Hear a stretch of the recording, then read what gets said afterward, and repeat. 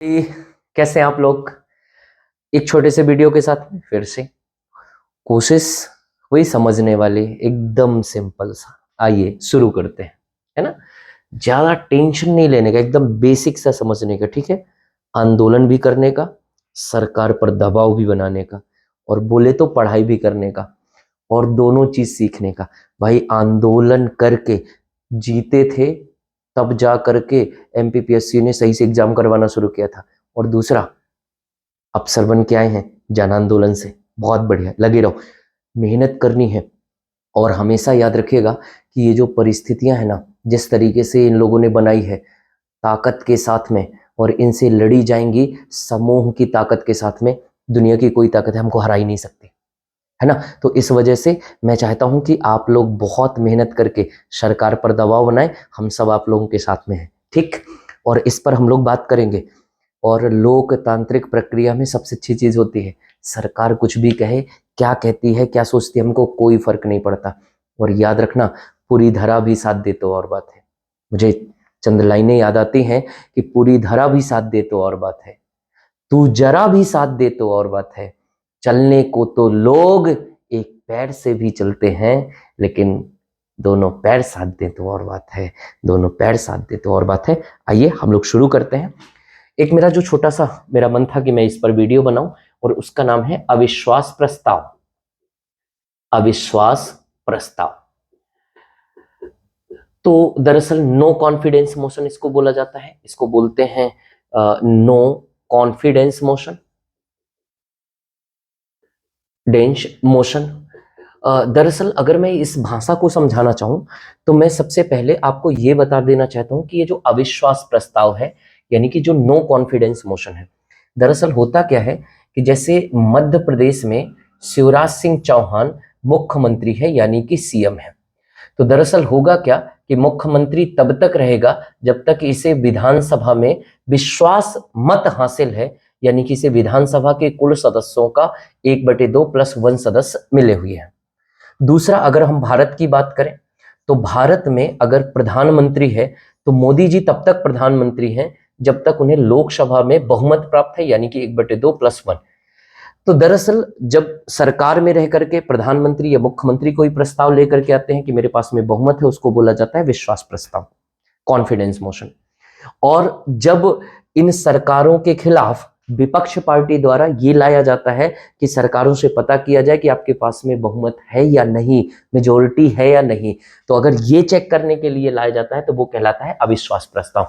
तो अविश्वास प्रस्ताव का मतलब सबसे पहली बात याद रखना है, इसका उल्लेख संविधान में नहीं है, संविधान में नहीं है, यानी कि संसदीय प्रक्रिया में इसको स्वीकार किया गया है, पार्लियामेंट्री प्रोसेस में इसको स्वीकार किया गया है। दूसरा, यह प्रस्ताव विपक्ष पार्टी द्वारा लाया जाता है, विपक्ष पार्टी द्वारा लाया जाता है।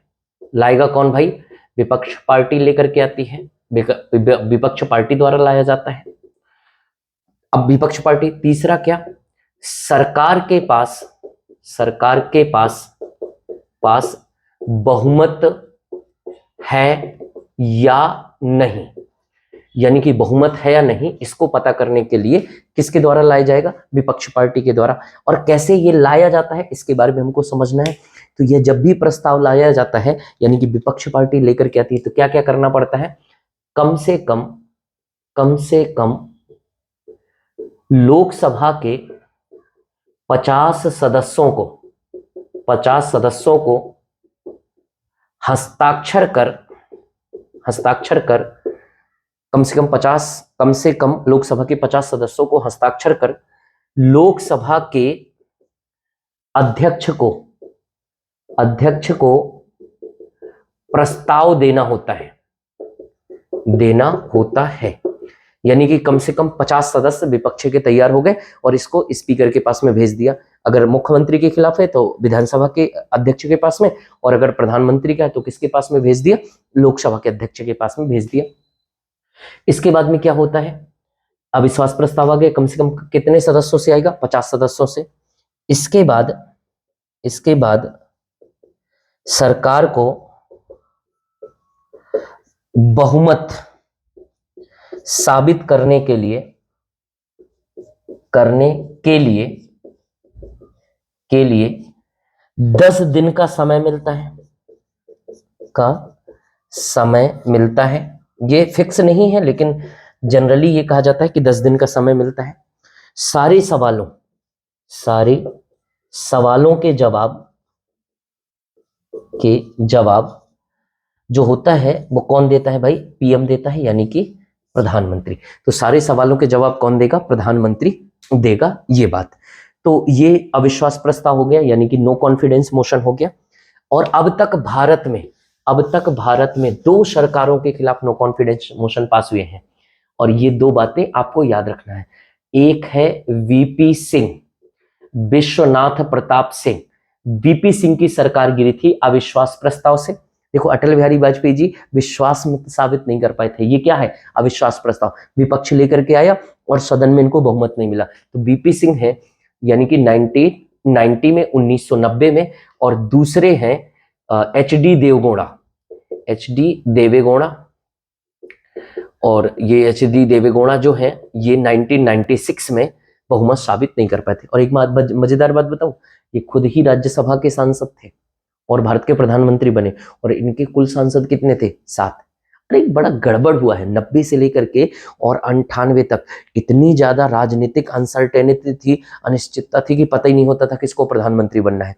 और भारत में तो एक ऐसा आदमी प्रधानमंत्री बना जो सोया तो था बिना प्रधानमंत्री के, लेकिन जगह प्रधानमंत्री की, और नाम क्या था? रात में उसको फोन करके जगाया गया और बोले सारे विपक्षों ने तय किया है कि तुमको प्रधानमंत्री बनाते हैं, और उनका नाम था इंद्र कुमार गुजराल। आई के गुजराल भाई साहब, सोचो यार कैसा लगा होगा। साला हमारे पास में ऐसा फोन आ जाए तो एकदम मजा आ जाए, एकदम भौकाल जमा दे कि सुबह टाइम उठ करके वीडियो बना दे एकदम कि हम मंत्री हो गए हैं, है ना। चलिए अगली वीडियो पर बात करेंगे। Thank you.